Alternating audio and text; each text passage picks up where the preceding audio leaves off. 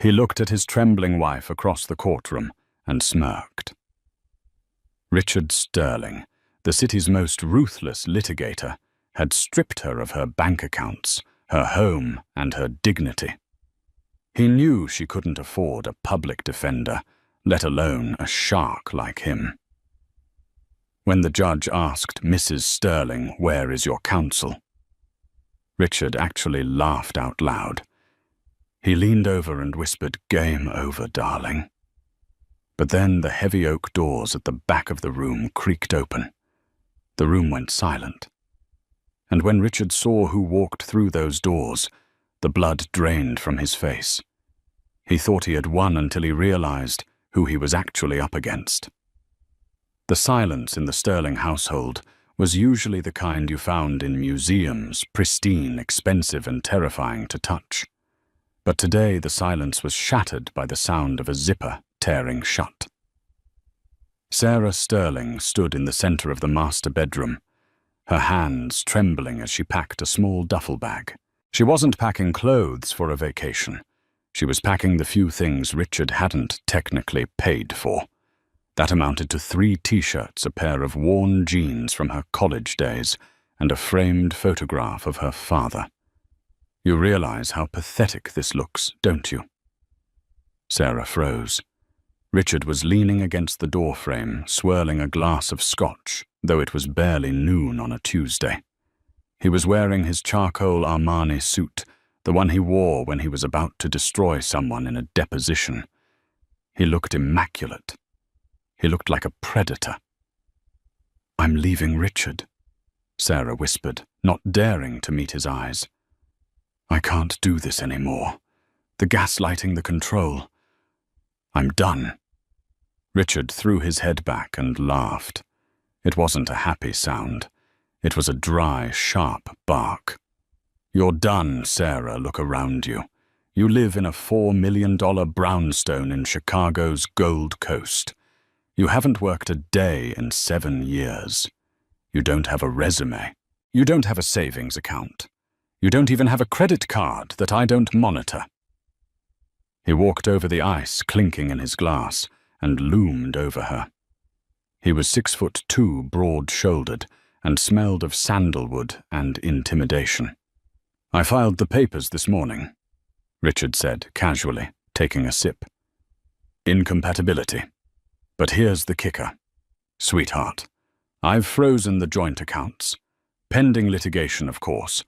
Standard procedure to prevent dissipation of assets. You have exactly $42 in your purse. I checked." Sarah's stomach dropped. "You can't do that. I need to eat. I need a place to stay." "Then you shouldn't have threatened to leave me." He hissed, his face suddenly inches from hers. "You think you can walk out on Richard Sterling? I am a senior partner at Verify and Halloway. I eat other lawyers for breakfast. Who are you going to hire to represent you? Who?" Sarah bit her lip to keep from crying. He was right. He knew everyone, every judge, every firm, every clerk in Cook County. He had connections that went back generations. She was just Sarah from Ohio, the quiet girl he'd swept off her feet at a charity gala, the one he'd molded into the perfect silent housewife. "I'll find someone," she managed to say, zipping the bag. "You won't," Richard smirked. "I've already conflicted out the top 10 firms in the city. I had consultations with all of them last week. They can't touch you. And a public defender. Please. This is civil court, darling. You don't get a free lawyer here." He reached out and patted her cheek, a gesture that was patronizing and possessive all at once. "Go run to your mother. Oh, wait. She lives in that tumble-down shack in the middle of nowhere, doesn't she? What's she going to do? Bake me a pie?" Sarah slapped his hand away. The sound echoed in the room. Richard's eyes went cold. "Get out, before I call security and have you removed for trespassing." Sarah grabbed her bag and ran. She didn't stop until she was 3 blocks away, hyperventilating on a park bench near the lakefront. The wind was biting, cutting through her thin coat. She pulled out her phone. Her hands were shaking so hard, she dropped it twice before dialing the number. It rang. And rang. "Hello." A voice crackled on the other end. It sounded tired, worn down by years of hard living. "Mom." Sarah choked out, the tears finally spilling over. "Mom, he did it. He threw me out. He froze everything. He says I can't get a lawyer. He says he's going to crush me." There was a long silence on the other end of the line. Margaret Harrington. Sarah's mother had always been a mystery to her neighbors. She lived a quiet life in rural Ohio, gardening and reading heavy books. To Richard, she was a peasant, a nobody. "Sarah," Margaret's voice shifted. The tiredness evaporated. The tone dropped an octave, becoming steel-hard. "Did he threaten you?" "He said he'd ruin me. He said no one in Chicago would represent me." "Did he now?" Margaret said softly. Richard always was a loud boy, all bark and expensive suits. "Mom, what do? I have $40. I'm scared." "Dry your tears, Sarah. Do you hear me? Stand up straight." Sarah sniffled, wiping her eyes instinctively, straightening her spine, even though her mother couldn't see her. "Okay, I'm standing." "Good. You find a motel. The cheapest one you can find. I'm transferring $500 to that old emergency account we made when you were in college, the one he doesn't know about. It's not much, but it will get you through the week." "But the court hearing is in 3 days," Sarah cried. "He filed for an emergency motion to secure the house. If I don't have a lawyer, he gets everything by default." "You don't need a lawyer from Chicago, Sarah," Margaret said. "I'll be there." Sarah blinked. Mum, you can't come here. You hate the city. And what can you do? Richard will eat you alive." He mocked you, Mom. He said you'd just bake him a pie." On the other end of the line, Margaret Harrington let out a short, terrifying chuckle. "A pie," Margaret mused. "Well, I suppose I will be serving him something, but it won't be dessert. I'll see you in 2 days, Sarah. Don't say a word to him. Not one word." The line went dead. Sarah stared at the phone. She had never heard her mother sound like that. For as long as she could remember, Margaret had been a soft-spoken widow who grew hydrangeas. But for a split second, the woman on the phone hadn't sounded like a gardener. She sounded like a general. The Cook County Courthouse was a fortress of gray stone and misery. Tuesday morning brought a sleet storm that battered the windows, matching the mood inside courtroom 402. Sarah sat at the defendant's table. She looked small. She was wearing a simple navy dress she had bought at a thrift store the day before, because all her court-appropriate clothes were locked in the brownstone. Her hands were clasped so tightly in her lap that her knuckles were white. To her right, the plaintiff's table was a spectacle of wealth. Richard sat there, looking like the king of the world. He was flanked by 2 junior associates, both scribbling furiously on legal pads. A paralegal was arranging stacks of binders. Richard wasn't even looking at Sarah. He was checking his watch, looking bored. "All rise," the bailiff bellowed. Judge Anthony Russo swept into the room. Russo was known as the Bull. He was impatient, loud, and had zero tolerance for wasting time. He sat down, adjusted his glasses, and looked at the docket. "Sterling versus Sterling," Judge Russo grunted. "Emergency motion for exclusive possession of the marital residence and temporary freezing of assets. We are also here for the preliminary hearing on the dissolution of marriage." Good morning, Your Honor. Richard stood up, buttoning his jacket smoothly. Richard Sterling, representing myself pro se, though as you know I am a partner at Sterling, Myers and Holt. I know who you are, Mr. Sterling, Rousseau said, waving a hand. Let's get on with it. The judge turned his gaze to the empty chair next to Sarah. He frowned. Mrs. Sterling, Rousseau boomed. Where is your counsel? Sarah stood up, her legs shaking. I don't have one, Your Honor. Richard let out a loud, theatrical sigh. He turned to the judge, spreading his hands in mock sympathy. Your Honor, I warned my wife repeatedly to secure counsel. I even offered to provide a list of names. It seems she is not taking these proceedings seriously. This is a waste of the court's time. Is that true, Mrs. Sterling? Rousseau asked, his eyes narrowing. You've had 3 days' notice. In a case involving assets of this magnitude, appearing pro se is ill-advised. I couldn't afford one, Your Honor. Sarah stammered. Richard froze the accounts. A standard protective measure, Your Honor, Richard interjected smoothly. My wife has a history of impulsive spending. I was protecting the marital estate. It was a lie.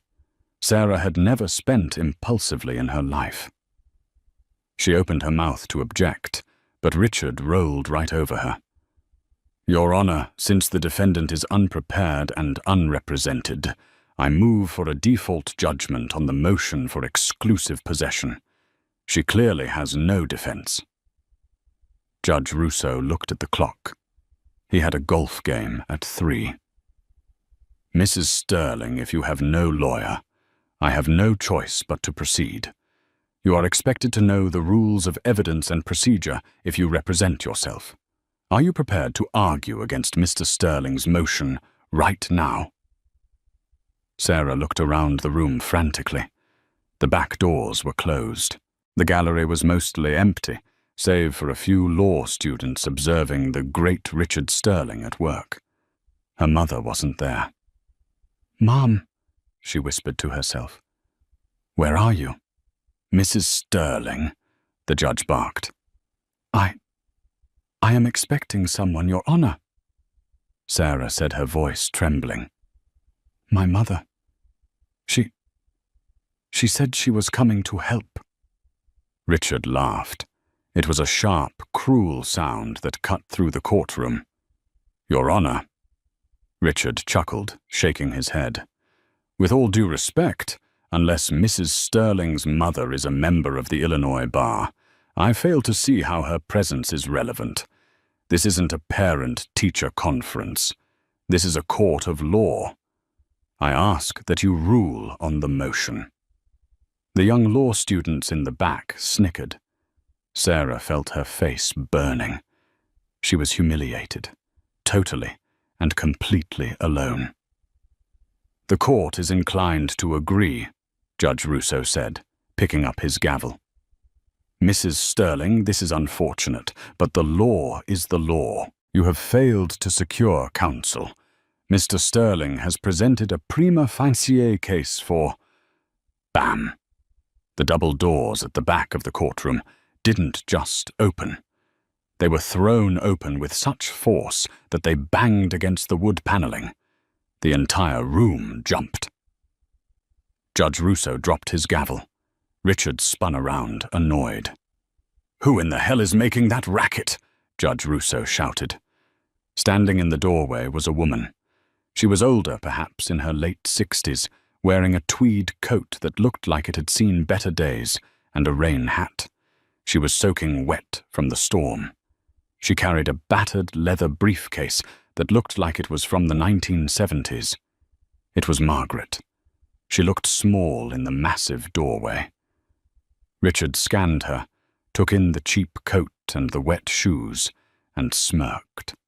He turned back to the judge. Apologies, Your Honor, Richard said dismissively. That appears to be the mother in question, Mrs. Harrington. I suppose she's here to hold my wife's hand. Margaret didn't say a word.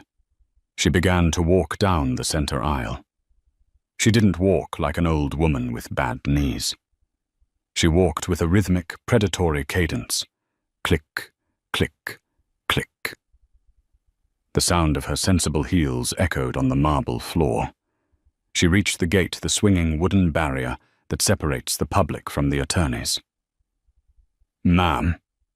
The bailiff stepped forward, putting a hand on his belt. "You can't pass the bar. That area is for attorneys and parties only. Take a seat in the gallery." Margaret stopped. She looked at the bailiff. Then slowly she reached up and removed her rain hat. Her hair was steel grey, pulled back in a severe, no-nonsense bun. Her eyes were like blue lasers.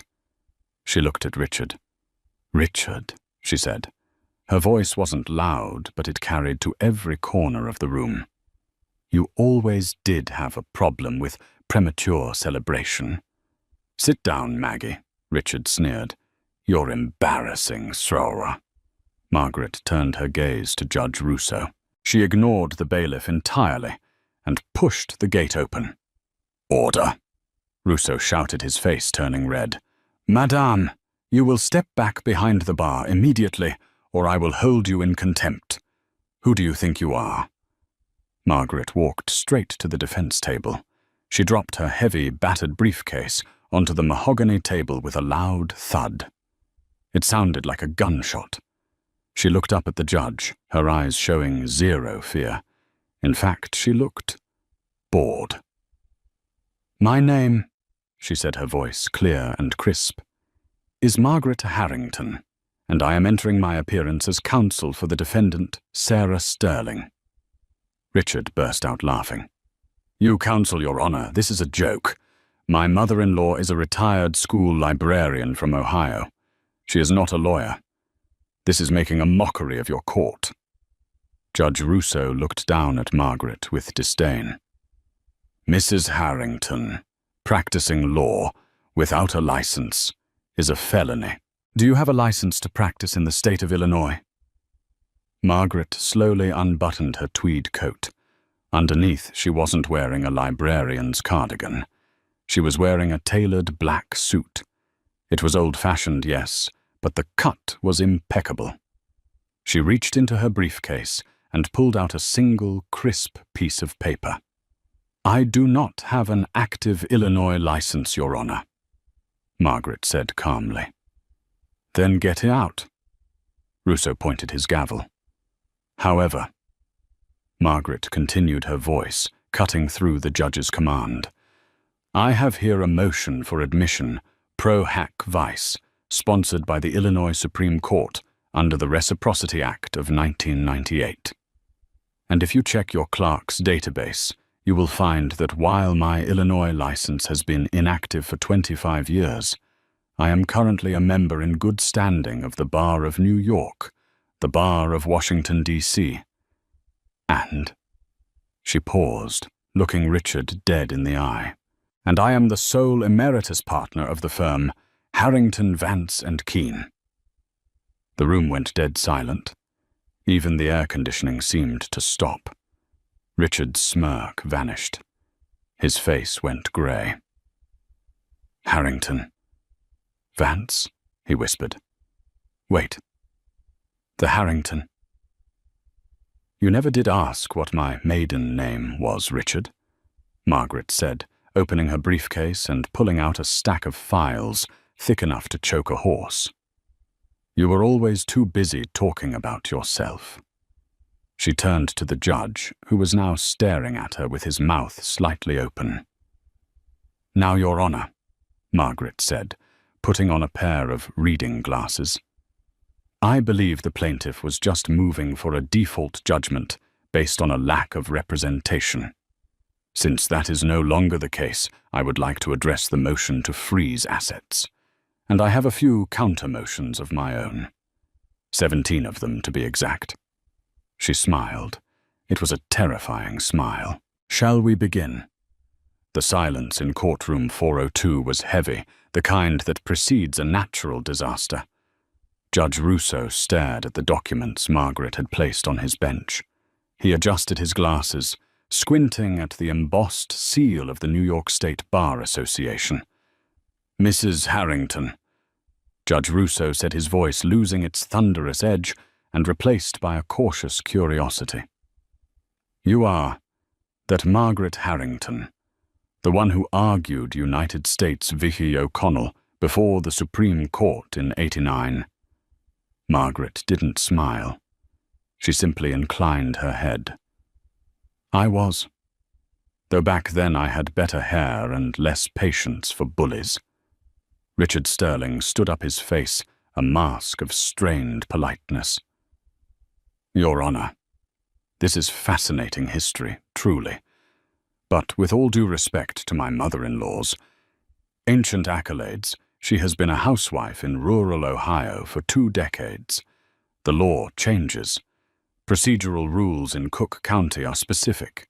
She is not competent to try a complex asset division case in 2026.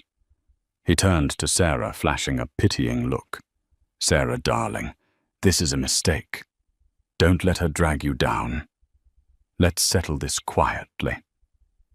Margaret stepped in front of Sarah, blocking Richard's view.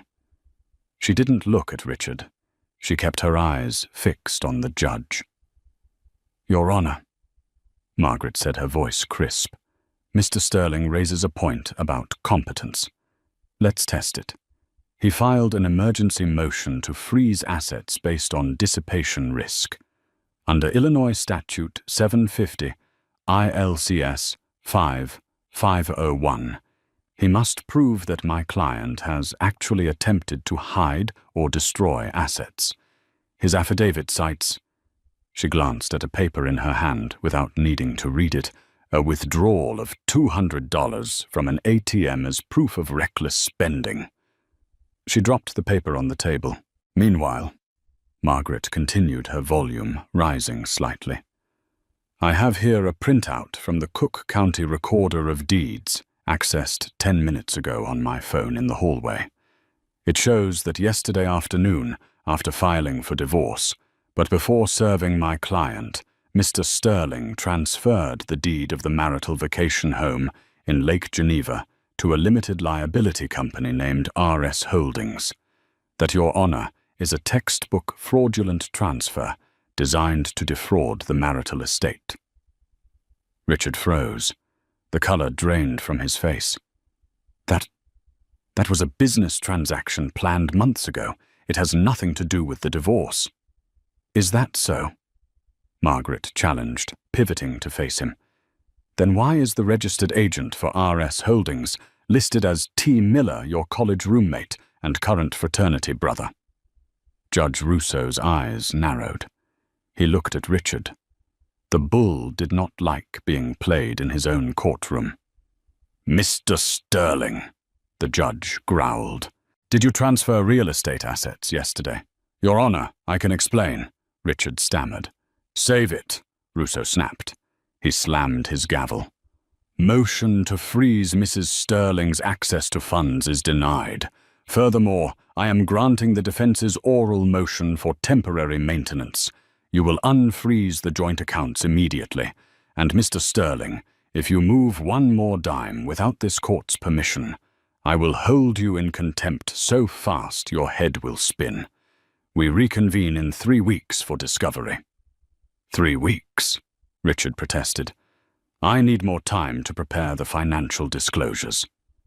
"Mrs. Harrington seems to have found your property records in 10 minutes using a smartphone counselor," Russo said dryly. "I expect a partner at a top firm can match her speed." Court adjourned.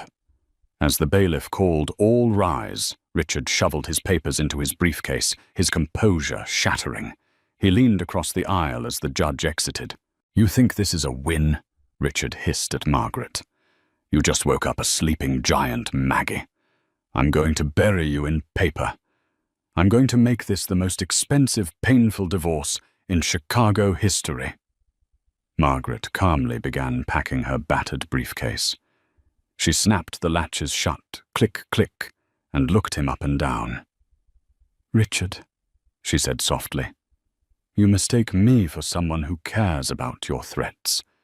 You see, I retired because I was tired of winning. I thought gardening would be a challenge. She paused, her eyes turning to ice. But destroying you. That sounds like a pleasant hobby. She took Sarah's arm. Come along, Sarah. We have work to do. They walked out of the courtroom, leaving Richard Sterling, standing alone, gripping the edge of the table until his knuckles turned white. Outside in the corridor, away from the prying eyes of the law students and clerks, Sarah finally collapsed. Her legs gave out, and she slid down the marble wall, burying her face in her hands. I can't believe it, she sobbed. I really thought it was over. Mum? Who are you? Why didn't you tell me? Margaret sighed, the steel facade melting away to reveal the tired mother underneath. She sat down on the cold floor, next to her daughter, ignoring the dirt on her expensive suit. I didn't tell you because I wanted to leave that life behind, Sarah, Margaret said gently, wrapping an arm around her daughter's shoulders. Your father, he was a good man, but he hated the law. He hated what it turned me into. When he got sick, I promised him I'd put down the sword. I wanted you to know me as a mother, not as the Harrington Hammer. Sarah looked up, her eyes red. The Harrington Hammer. It was a nickname. Margaret gave a small, wry smile. Unflattering but accurate. I was ruthless, Sarah. I defended corporations. I crushed unions. I destroyed good people because the law was on my side. I didn't like who I was, so I quit. I moved to the farm to find some peace. She reached out and brushed a stray hair from Sarah's face. But when you called me, when I heard the fear in your voice, I realized something. Peace is a luxury. Protecting your child is a duty. I picked up the sword again, Sarah, and I promise you I'm not putting it down until you are safe. Sarah hugged her mother tight, weeping into the tweed coat. For the first time in 7 years, she didn't feel like a victim. She felt like she had an army. Now, Margaret said, standing up and dusting herself off. Enough crying. Richard is going to try to intimidate us. We need a war room. The Motel 6 won't do. It's all I can afford, Sarah said. Sarah. Margaret opened her purse and pulled out a black credit card. A Centurion card, the kind made of titanium that you have to be invited to own. I said I retired. I didn't say I was broke. We're checking into the peninsula.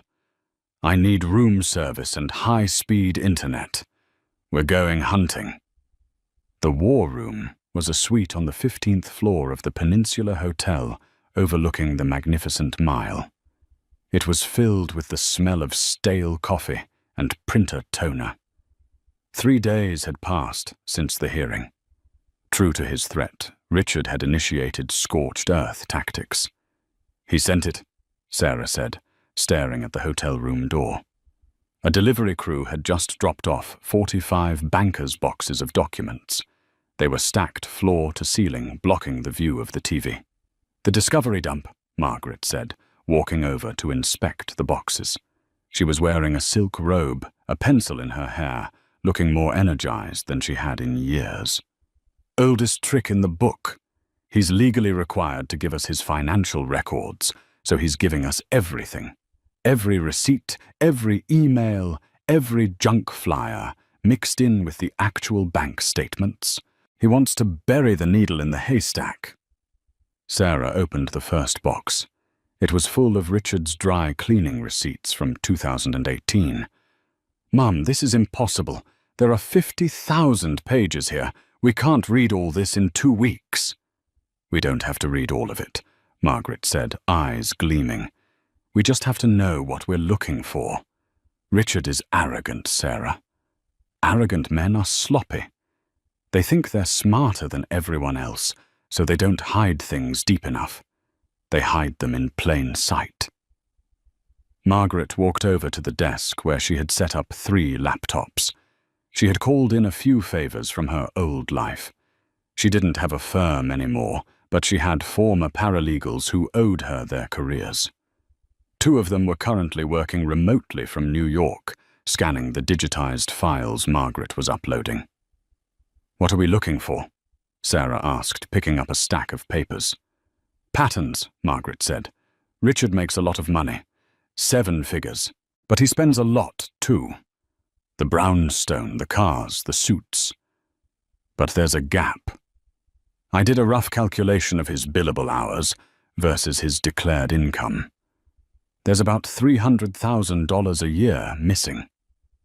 "Maybe he gambles," Sarah suggested. "No. Richard hates losing money. He steals it or he hides it." Margaret tapped the screen. "I've been looking at his credit card statements. Look at this." Sarah squinted at the spreadsheet. A recurring charge. C&L Consulting. $5,000 every month. Exactly. It's marked as professional development in his business ledger. Tax deductible. But look at the dates. He pays them on the 15th of every month, even when we were on vacation in Italy last year. Even on holidays. Who are they? That's the question. I ran a search. C&L Consulting doesn't have a website. Their registered address is a P.O. box in a strip mall in Cicero. Margaret took a sip of cold coffee. "That's not a consultant, Sarah. That's a person." Suddenly the hotel room phone rang. Margaret gestured for Sarah to wait, then picked it up. "Hello. Mrs. Harrington." The voice was deep, distorted. "You should stop digging. Chicago isn't safe for old ladies." Click. Margaret hung up the phone slowly. Her expression didn't change, but her jaw tightened. "Who was it?" Sarah asked, frightened. "A coward," Margaret said. "Richard is getting nervous. He knows we're close to something." "Mum, maybe we should stop. If he's hiring people to threaten us..." Margaret slammed her hand on the desk. "No, that is exactly what he wants. Fear is his currency, Sarah. He spent 7 years buying your silence with it. He is not buying mine." She turned back to the boxes. "Grab box number 12. Look for anything related to C&L, or anything with the initials CL. We aren't sleeping tonight." They worked through the night. The luxury of the hotel suite faded into a blur of paper cuts and eye strain. By 4:00 a.m., Sarah was dozing off on the floor, surrounded by invoices. Margaret was still awake, pacing the room.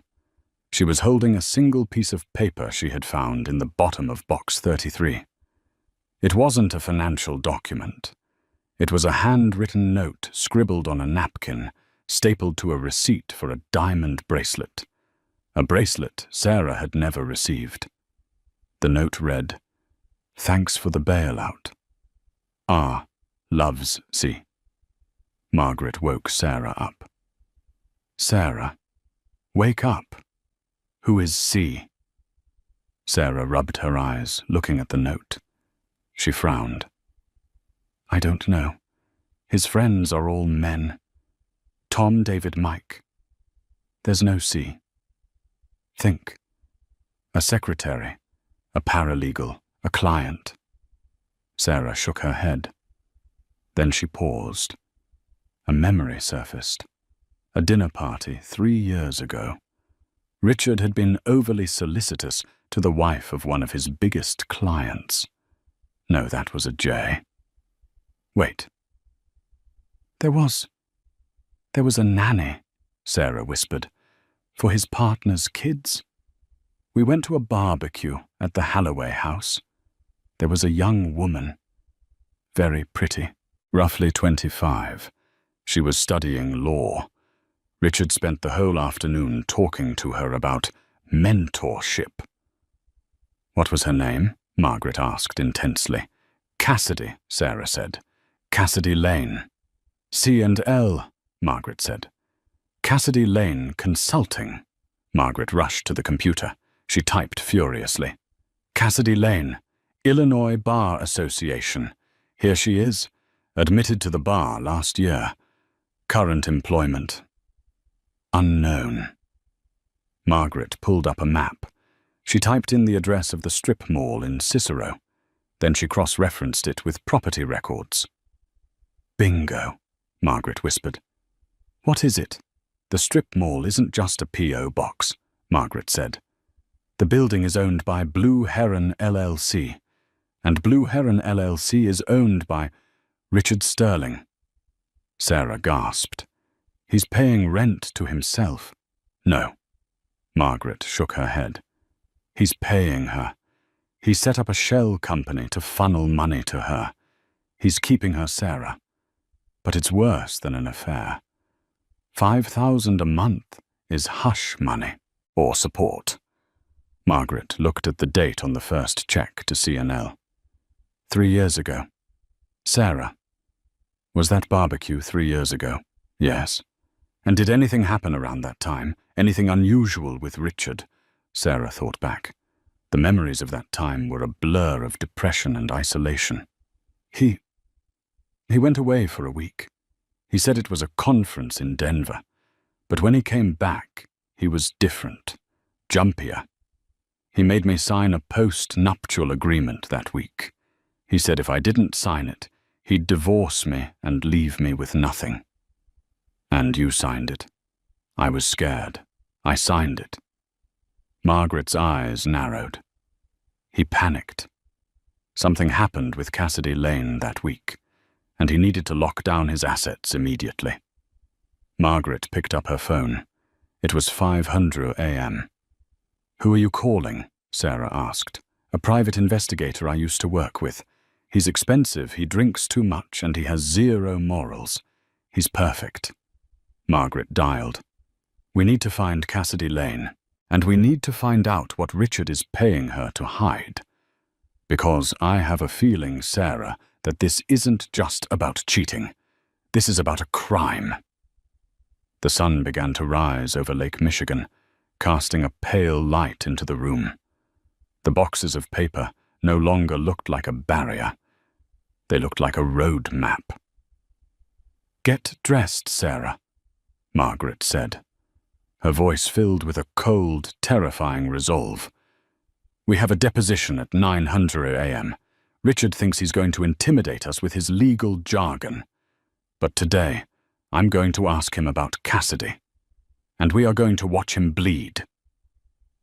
The deposition took place in the main conference room of Sterling, Myers and Holt. It was a room designed to intimidate with floor-to-ceiling windows overlooking the Chicago skyline and a table long enough to land a plane on. Richard sat at the head of the table, flanked by his legal team. He looked rested confident and utterly dismissive of the two women sitting opposite him. Margaret was wearing her reading glasses on a chain, slowly organizing her files with maddening slowness. Mrs. Harrington. Richard checked his watch. We've been here for 20 minutes, and you haven't asked a single question. If you're trying to run out the clock, I'll bill you for my time. Margaret looked up, smiling sweetly. Oh, I'm just admiring the view, Richard. It's amazing how small everything looks from up here, even the people. She signaled the court reporter to begin. Mr. Sterling. Margaret began, her voice monotone. State your full name and occupation. Richard James Sterling, senior partner. Margaret spent the next hour asking incredibly boring, minute questions about his dry cleaning bills, his golf club memberships, and his car lease payments. Richard grew visibly relaxed, bordering on bored. He answered with sarcastic quips, rolling his eyes at his associates. He thought the Harrington hammer had lost her edge. He thought she was just a nitpicking old woman. And this charge on November the 12th? Margaret asked, looking at a receipt. $400 at the prime rib. Was that business or personal? Business, Richard sighed. client dinner. I see. Margaret shuffled her papers. And the charge on November 14th to C&L Consulting, $5,000. Richard didn't flinch. He had practiced this. Business. External jury consultant. $5,000, Margaret repeated, for a jury consultant. That's a standard rate. And what specific case did C&L consult on in November? The Peterson merger. Richard lied smoothly. They advised on public perception. Interesting, Margaret said. She reached into her folder. Because I called the Peterson legal team this morning. They said they've never heard of C&L Consulting. In fact, they said you handled the public perception personally. Richard stiffened. I subcontracted it. It's privileged work product. Of course, Margaret said. She pulled out another photo. It was a grainy picture taken by her private investigator just yesterday. It showed a young woman pushing a stroller into a pediatrician's office. Is this the consultant? Margaret asked, sliding the photo across the polished mahogany. Richard looked at the photo. His eyes widened imperceptibly, but his jaw clenched so hard a muscle popped in his cheek. I don't know who that is, Richard said coldly. Really? Margaret feigned surprise. Because that is Cassidy Lane, your former intern, and the recipient of the C&L checks, and that baby in the stroller. He has your nose, Richard. The room went deathly silent. The court reporter's fingers hovered over the keys. Richard's associates looked at each other uncomfortable. Objection, Richard's junior lawyer squeaked. Relevance. Harassment. It is highly relevant. Margaret's voice turned into a whip crack. She leaned forward, the old lady mask vanishing instantly. You are claiming poverty in this divorce, Mr. Sterling. You claim you cannot afford spousal support. Yet you are paying $60,000 a year to a woman you claim not to know to support a child you haven't disclosed to the court. That is perjury. That is fraud. Richard stood up, slamming his hands on the table. This deposition is over. You are fishing. You are slanderous. Sit down, Richard, Margaret barked. It was the voice that had commanded the Supreme Court. Richard actually flinched. I'm not fishing, Margaret said, her eyes boring into him. I am hunting, and I know why you're paying her. It's not just child support, is it? It's silence. Because you're on the short list for the federal appellate court vacancy, and a secret, illegitimate child with a subordinate 20 years your junior. Well, that doesn't look good on a background check, does it?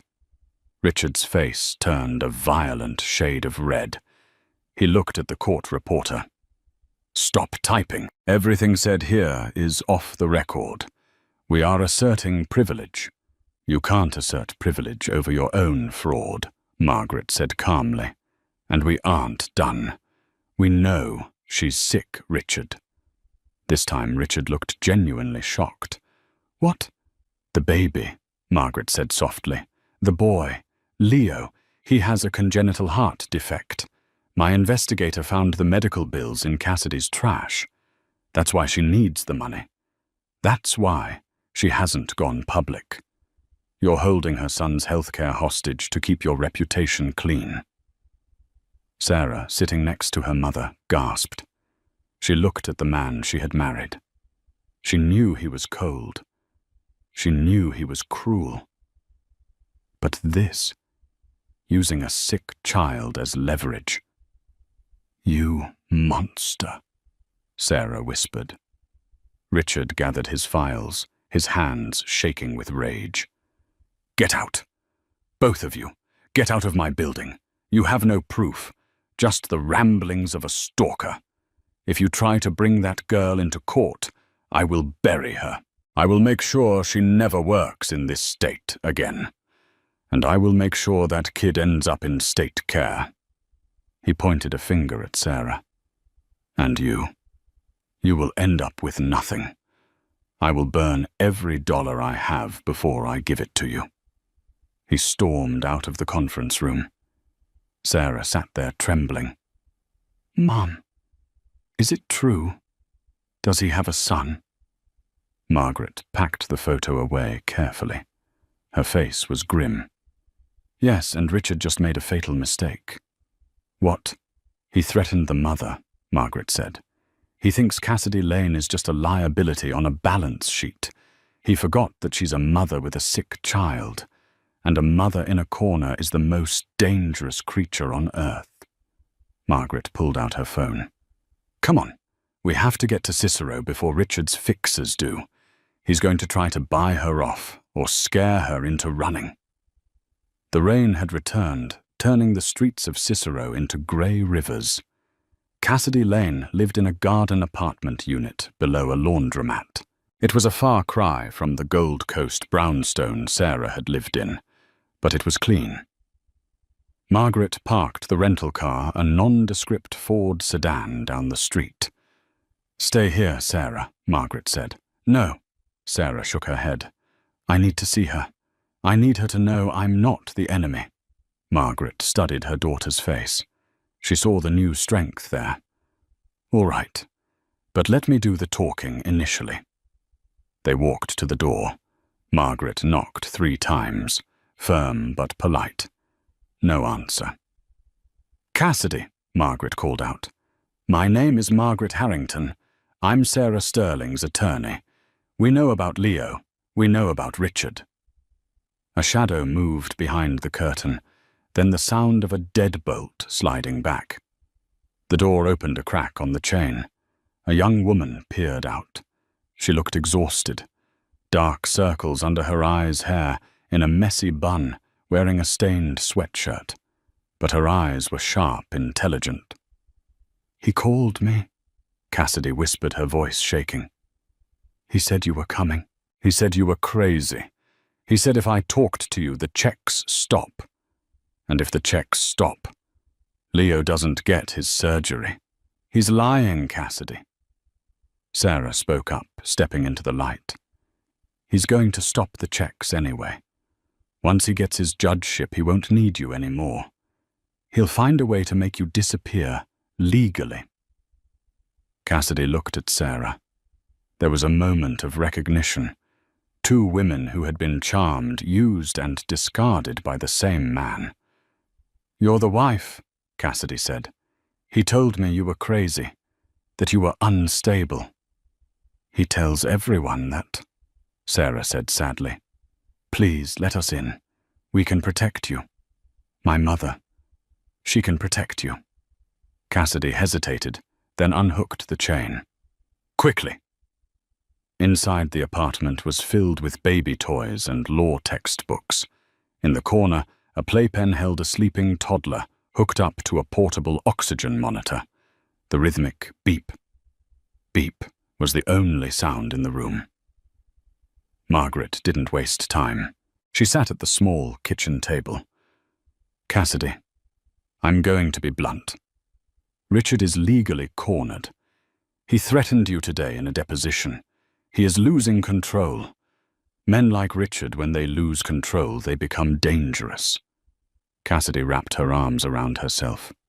"He made me sign an NDA, a non-disclosure agreement. It says if I ever mention his name, I owe him $1 million. I can't talk to you." "That NDA is void," Margaret said, her voice filled with authority. "An NDA cannot be used to cover up a crime or to avoid child support obligations. It is unenforceable as a matter of public policy. I can have it thrown out in 5 minutes." "But the money," Cassidy looked at her son. "Leo needs a valve replacement next month. It's $80,000 out of pocket because the insurance Richard got me is garbage." Margaret reached across the table and took Cassidy's hand. "If you testify, if you help us expose him, I will personally guarantee Leo's medical care. I have assets, Cassidy. Real assets. Not shell companies." Cassidy looked at Margaret, then at Sarah. Tears welled up in her eyes. "I wanted to be a lawyer," she sobbed. "I was top of my class. I interned for him. I thought he was a mentor. Then one night we were working late, and he just decided he owned me. And when I got pregnant, he told me he'd ruin my career if I kept it. But I couldn't. I couldn't get rid of Leo." Sarah moved to her and hugged her. It was a strange tableau, the wife and the mistress united by the wreckage of one man's ego. "He ruined us both," Sarah said. "But we can stop him." Cassidy wiped her eyes. She stood up and walked to a bookshelf. She pulled out a hollowed-out copy of Black's Law Dictionary. Inside was a small digital voice recorder. "I'm a lawyer too," Cassidy said, her voice hardening. "Or I was going to be. I knew who he was. I knew he would eventually turn on me. So I recorded him. Every time he came here to drop off cash, every time he threatened me." Margaret's eyes lit up. "You have him on tape. I have him admitting to the asset hiding," Cassidy said. "I have him admitting he bribed a clerk to delay your hearing dates, and I have him threatening to pull the plug on Leo if I didn't sign the NDA." Margaret took the recorder like it was a holy relic. "This is it," Margaret said. "This isn't just a divorce case anymore. This is a RICO case. This is disbarment. This is prison." Suddenly there was a loud banging on the front door. "Cassidy, open up!" A man's voice. Rough, aggressive. Cassidy froze. "It's his driver, the one who brings the cash. Open the door, or we kick it in." Margaret stood up. She picked up her phone and dialed 911. But then she paused. She looked at the door, then at Sarah and Cassidy. "Sarah, take the recorder," Margaret ordered. "Go into the bedroom with Cassidy and Leo. Lock the door." "Mum, what are you going to do?" Margaret buttoned her tweed jacket. She walked to the kitchen drawer and picked up a rolling pin. It was ridiculous, yet somehow in her hands it looked like a gavel. "I'm going to teach Richard's goons a lesson about trespassing," Margaret said calmly. "And then we are going to court." Crash! The front door splintered open. 2 men in leather jackets stepped in. They looked around, spotting the older woman in the kitchen. "Where is she?" the lead goon growled. Margaret Harrington didn't flinch. She raised her chin. "Gentlemen," she said, "you have exactly 3 seconds to leave before I ruin your lives. And trust me, I don't need a rolling pin to do it. I'm a lawyer." The goons hesitated. They expected a scared grandma. They didn't expect a woman who looked like she was waiting for a bus. "Grab her," the goon said. Margaret smiled. "Excellent. Assault on an officer of the court. Add it to the list." As the first man lunged, sirens wailed in the distance. Margaret hadn't just dialed 911. She had triggered the silent alarm on her Centurion card app, a feature for high-net-worth clients in distress. The flashing lights painted the room in red and blue. The goons froze. "Checkmate," Margaret whispered. The day of the final hearing, the courtroom was packed. Word had spread through the Chicago legal community that Richard Sterling, the man who never lost, was in a death match against his own mother-in-law. Richard arrived wearing a suit that cost more than most cars. He looked calm, almost bored. He didn't know about the raid in Cicero. He didn't know about the recorder. His goons had been arrested before they could call him, and Margaret had pulled strings to keep the police report sealed until this very moment. Sarah sat at the defense table. She wasn't shaking anymore. She wore a white suit, crisp and clean. She looked like a woman who had already survived the fire. "All rise," the bailiff called. Judge Russo took his seat. He looked tired. He looked at Richard, then at Margaret. We are here for the final arguments regarding the division of assets and the validity of the prenuptial agreement, Russo said. Mr. Sterling, you have the floor. Richard stood up. He walked to the center of the room, buttoning his jacket. He turned to the gallery, treating them like a jury. Your Honor, Richard began, his voice smooth as silk. This case is simple. My wife signed a prenuptial agreement. It is ironclad. She receives 50,000 and walks away. The defense has tried to muddy the waters with accusations of hidden school assets and conspiracy theories, but they have produced zero evidence, no bank accounts, no shell companies. He turned to Sarah, smiling cruelly. The truth is, Your Honor, my wife is mentally unstable. She is being manipulated by her mother, a woman who hasn't practiced law in decades and clearly has a vendetta against me. I am the victim here. I have supported this woman for 7 years, and now I just want my life back. He sat down to a murmur of approval from his associates. He had performed perfectly. Mrs. Harrington, Judge Russo asked. Margaret stood up. She didn't walk to the center. She stayed at the table, her hands resting on a small black speaker she had placed there. Your Honor, Margaret said quietly, Mr. Sterling is right about one thing. We did not find the bank accounts in his name. Richard smirked. We didn't find them. Margaret continued, her voice rising. Because they aren't in his name. They are in the name of a child Mr. Sterling has spent 3 years hiding. Richard's smirk faltered. Objection. We've been over this, no proof. The proof, Margaret said, is not on paper. It is here. She pressed play on the speaker. The sound was crystal clear. It filled the cavernous courtroom. You listen to me, Cassidy. You sign that NDA or I pull the plug. Do you hear me? I control the insurance.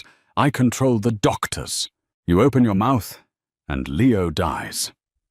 I don't care about the kid. I care about the seat on the bench. I'm not letting a bastard child ruin my federal appointment. The voice was unmistakably Richard's.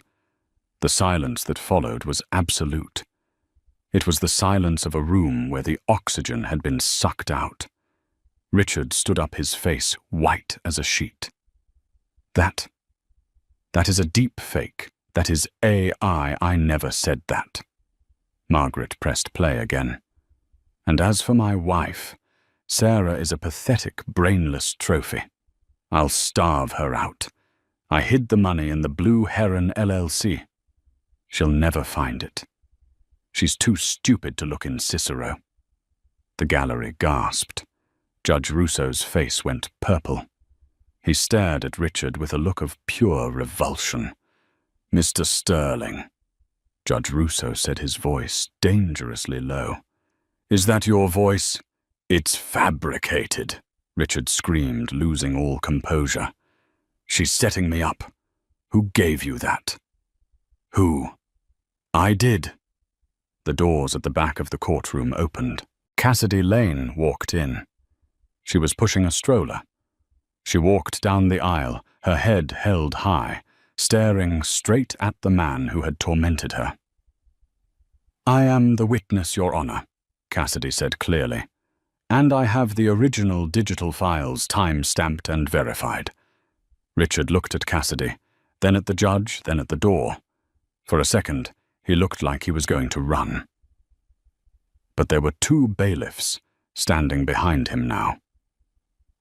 Mr. Sterling, Judge Russo stood up. This court is hereby invalidating the prenuptial agreement on the grounds of fraud, duress, and unconscionability. Furthermore, I am referring this matter immediately to the state's attorney for criminal investigation regarding extortion, fraud, and child endangerment. Russo slammed his gavel so hard it cracked the wood. Bailiff, take Mr. Sterling into custody, pending a hearing on flight risk. I'm holding him in contempt. You can't do this, Richard shrieked as the bailiffs grabbed his arms. I am Richard Sterling. I own this town. Not anymore, Richard. Sarah spoke up. She stood looking down at him as he was handcuffed. You don't own anything. Not the money, not the house, and certainly not us. Richard was dragged out of the courtroom, kicking and screaming, stripping away the last veneer of his dignity. The gallery erupted into chaos. Reporters were shouting questions. Margaret slowly packed her briefcase. She looked at Sarah. Well, Margaret said, dusting off her hands. That went well. Sarah looked at her mother. Tears streamed down her face, but they were tears of relief. She hugged Margaret, burying her face in the tweed coat that smelled of rain and justice. Thank you, Sarah whispered. You saved my life. I just gave you back the life you always had. Sarah. Margaret smiled, kissing her daughter's forehead. Now let's go. I believe I promised you a pie. And Cassidy. You and Leo are coming with us. The farm has plenty of room for a little boy to run around. They walked out of the courthouse together, 3 generations of women, stepping out of the shadows and into the sun.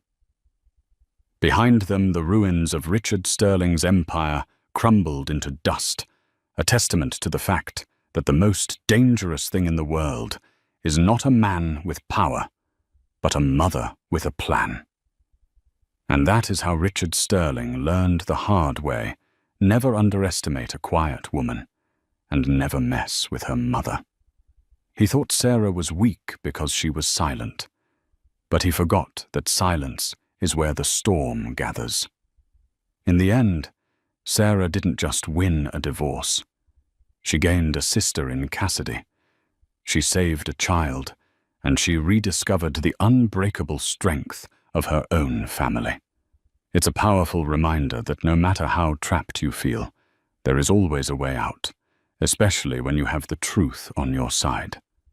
I hope this story kept you on the edge of your seat. If you enjoyed seeing justice served cold, please hit that like button. It really helps the channel grow. Share this video with a friend who needs a reminder of their own strength, and don't forget to subscribe and ring the bell so you never miss a new story. We post real-life drama every single week. Thanks for watching, and see you in the next video.